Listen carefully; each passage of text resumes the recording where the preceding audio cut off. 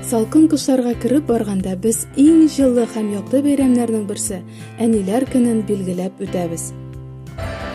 Район шәһәр мәдәният йортында бу көн уңаеннан зур концерт кичә оештырылды.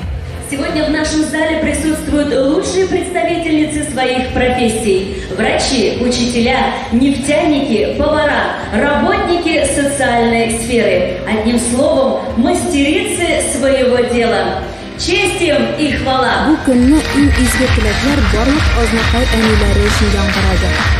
Әниләребезне, иң кадерле, иң якын кешеләребезне шундый матур, гүзәл, изге бәйрәм белән әниләр көне белән тәбрик итәм. Аларга инде без рәхмәтле көн саен, гомер буе аларга рәхмәтле. Алар безгә тормыш бүләк иттеләр, тәрбияләделәр, үстерделәр, укыттылар, кеше иттеләр. Шуның өчен инде без әниләребез алдында баш иябез. Хәмзин Илсия Мөнирҗан кызы булам. Әгер авылында яшибез. Аиләбездә 7 бала үстерәбез.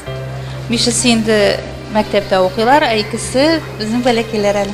Бу ана булулары белән, балаларга әни булулары белән шушы көнне тәбрикләп үтәсем килә. Аларга менә бала хәсрәте күрмичә гомерләрен балаларның сөенечләренә сөенеп ирешкән